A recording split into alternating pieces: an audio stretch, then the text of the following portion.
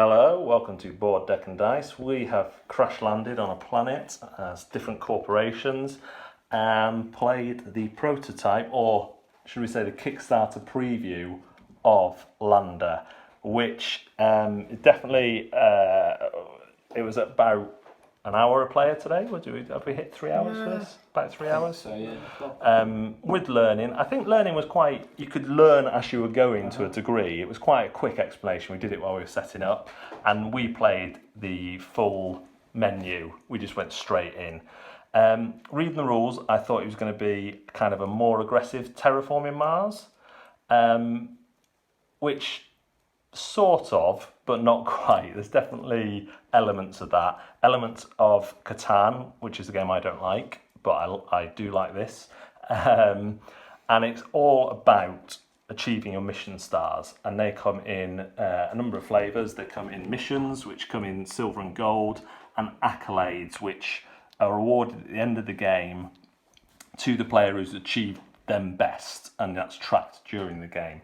That was probably the difference. Even if you'd have grabbed one of these, it would have been a tie or more. Yeah. And the tiebreaker was actually really neat. We quite like that, because if you tie, you draw one of the accolades that isn't used, and whoever's won that, so it's a little bit random. There is, you are drawing one at a time from these decks quite a lot, but I felt certainly there was always something I could do. There were trades you could make. Trading was quite tightly structured, but I think that worked. And this is our planet. You kind of you start on the lower one, and then you can upgrade, and this is how many resources you'll get every year. There are some cards that let you, we didn't get any, but some cards that let you take resources mid-year as well. So it's similar to Terraforming Mars in that in your first few goes, the first year definitely you're not taking many of these actions. Second year you're taking a lot more. Third year you're like, okay, I've got lots to do now. Really clever passing mechanism as well. So because you're only taking one action on your turn, unlike Terraforming Mars where you had two actions and you take a soft pass, this one you can take what's called an observation at any time instead of taking action, but you lose one of these, and when you run out of observations you cannot pass anymore. So using those at the right time. We didn't run out of all of them, but I think again, coming into those latter rounds, we may have done that differently. I used 7 in the last round. Yeah. Mainly just because I couldn't do anything else. You just wanted to stay in and see if we'd trade with you, didn't you? And that's the other thing. It's worth staying in. Other things came out that I could do, which none did. Definitely more interactive player interaction. I mean, there is some in Terraforming Mars on the map, but I mean, for example, you took the crew member you knew I wanted, which would have got me another 4 points. It was a great move to make. And it is that kind of, there is some aggressive removal of stuff, but there's also ways to block that, and that happened quite a lot, didn't it? In fact, I think there was more unsuccessful ones, including one which turned around on me, than there was successful attack moves. But there's definitely interaction in the way that some people let you, if I'd have put him as my leader, I could have stole items from people once per year.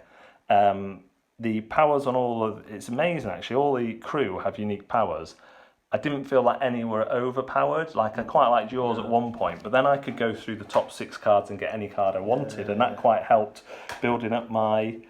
It's not really an engine, is it? It's light, a bit like what I kind of hoped Museum would be in terms of the set collection. You're doing set collection on certain characters, but you want a bit of freedom and a bit of flexibility to achieve. So, for example, these harder to achieve missions required on one crew member these traits and this amount of science. And that's what I didn't do very well. And resources. Getting the higher number of stuff. Yeah. Well, I often had most of them, but not all of them. Yeah. I mean, you're not going to start taking these till year 3 out of 5 anyway, because the amount of resources they require. Yeah, and these also seem quite well balanced in the sense of often when you're building an engine, you can build such a powerful engine that you can just keep claiming cards. Whereas this, because you're limited by the attachment slots and things, you kind of claim one, and then that person becomes a little bit useless for the others. Yeah. And you almost want to sort of shuffle your crew around. Yes. It does allow you to buy crew as well, and so you can upgrade that power. Yeah. So you can replace. Yeah, you can replace your leader. You can either kill them off or or demote them. And like what's quite nice is items can be moved between crew in theory if certain things are met, but training sticks. So thematically, that kind of fits. I think so. Again, it comes with all these trays and stuff because there is a lot. Like we said in the middle of the game, terraforming Mars, you're down on your mat looking at the multiple cards you have. Here, you're going right. What have I got? You know, what am I getting in?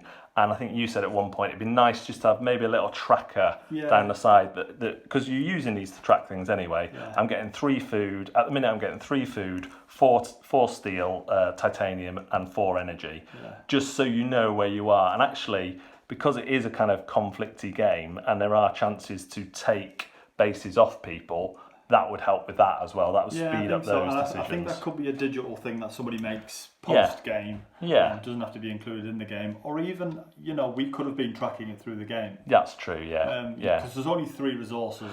You could just stick out a card, couldn't you, and put how many you're getting on. A bit terraforming Mars with the gold cubes and stuff. You could bring that across. But these work really well. The only thing we didn't like, because it does say, obviously they're aware that you're drawing from 3 decks, usually 1 at a time, although a lot of the captain powers, leader powers do let you draw 3, or these let you draw more. So it's not as, well, like I say, until the end year, there wasn't really many cards that I couldn't find a use for, and it was a real bind to get rid of 3 at times because I thought, oh well, I might change my strategy, which is easy enough to do as well. Change what I was aiming for.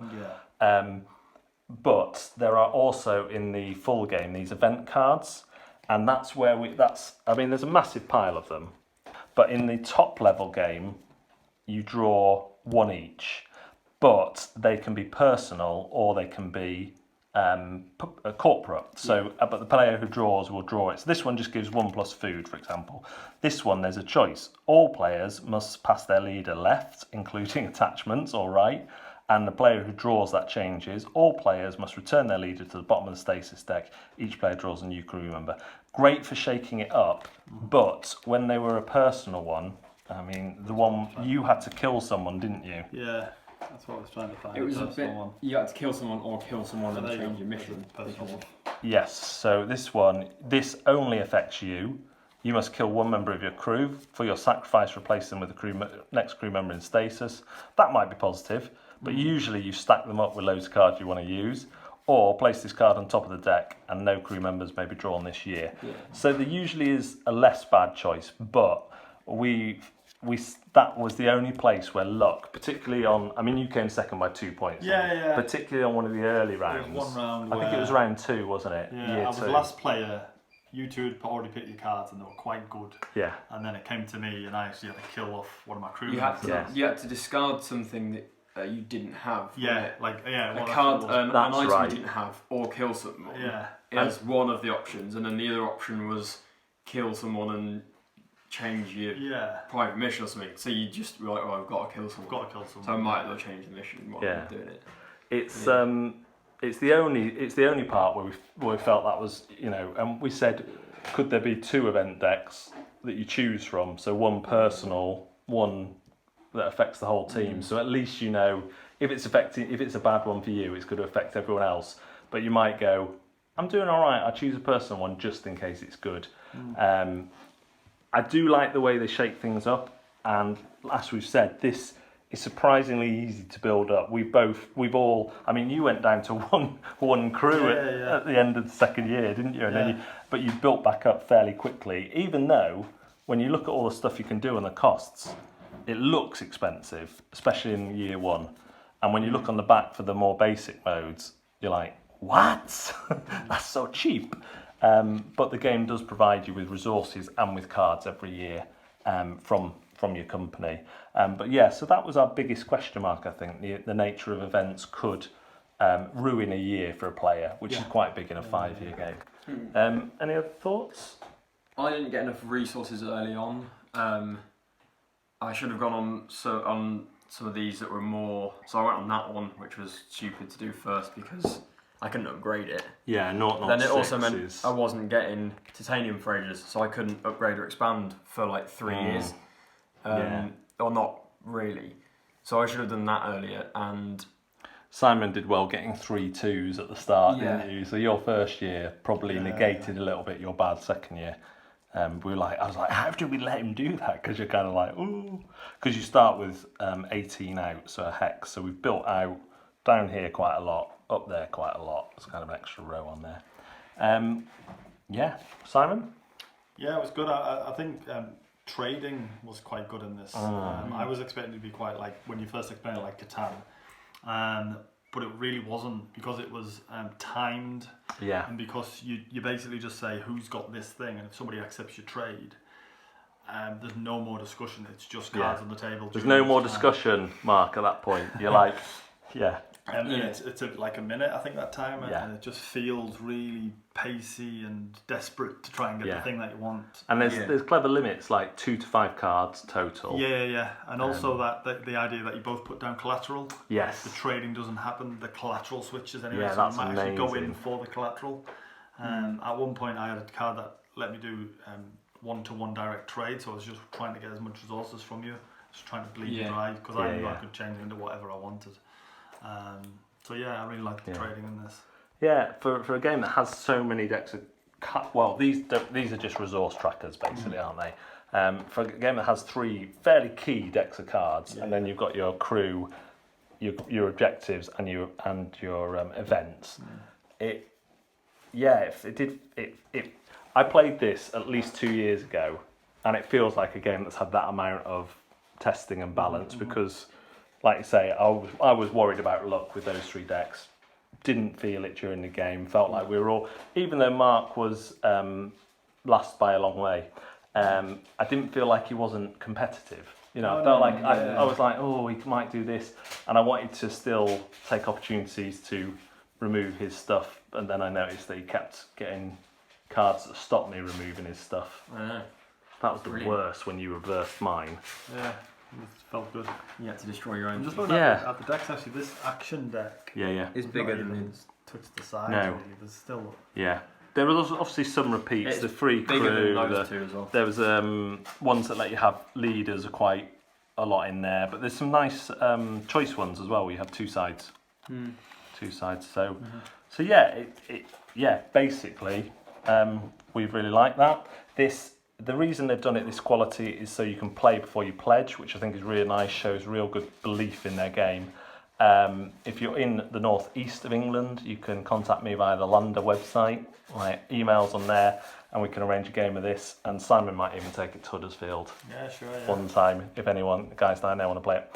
That has been Lander. Sorry for the long one, but I feel like it deserved it a little bit. Can I just mention the art? The art's really good on it. Yes, that's such a big thing. Yeah, so you've got your photorealistic people, but then you've got all the kind of, it's all consistent, isn't it? Yeah. When you compare it to its The only thing that's different is that it doesn't seem to be the same as anything else. It's just a planet, isn't it? Yeah. These are abstracted out when that's like that, I suppose, but it's because I'm not that bored. Yeah. It was funny, wasn't it? We were saying with the components, like, you almost want these to be a bit more building-like, even though they're completely custom and they're made for the game to fit in these. It was like that was the only thing I could come up with. And on the Kickstarter, it'd be nice to see these. You said these kind of recessed, but again, if you knock this, it's not going to be such a big deal. Like that. You've got 10. You can track that easy. Your people are fine. Really, really impressed with this one. And of course, when it comes to Kickstarter, it's got February is coming, so they've got time to change based on your feedback. So there we go. Land of the Game. Check it out at landofthegame.com.